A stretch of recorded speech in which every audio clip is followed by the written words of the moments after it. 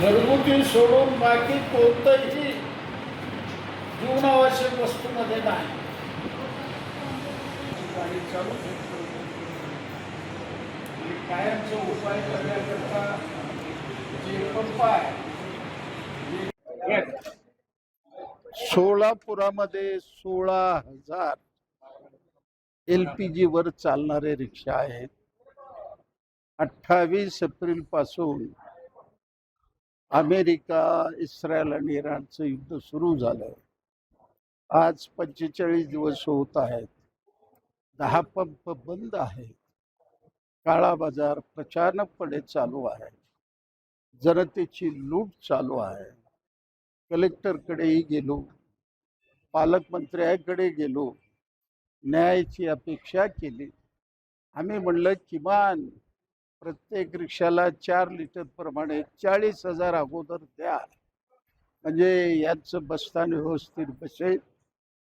परंतु सरकार अजूनही आम्हाला न्याय द्यायला तयार नाही. म्हणून 16 तारखेला भारतरत्न डॉक्टर बाबासाहेब आंबेडकर यांच्या पुतळ्याला अभिवादन करू. 5,000 रिक्षा चालक पूनम गेटवर जमतील, मोर्चा काढून कलेक्टरला निर्वाणीचा इशारा देतील. तर हे ऐतिहासिक मिरवणूक संपल्यानंतर आम्ही सोलापूर बंद असं करू. नगरसेवकी बाहेर येणार नाही, आमदारी बाहेर येणार नाही, खासदारी बाहेर येणार नाही, मंत्री बाहेर येणार नाही, कलेक्टरही बाहेर येणार नाही, पोलीस कमिशनरही बाहेर येणार नाही.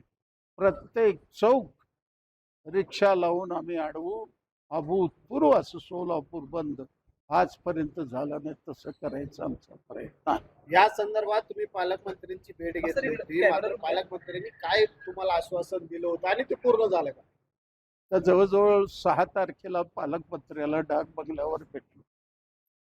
आमचे कृती समितीचे 11 लोक होते.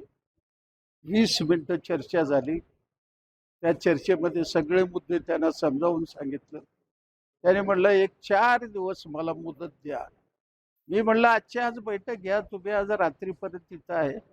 त्याने म्हणलं मला हे सगळं अभ्यास करावं लागेल, वर बोलावं लागेल, म्हणून काही हरकत नाही म्हणून आम्ही 4 दिवस दिलं.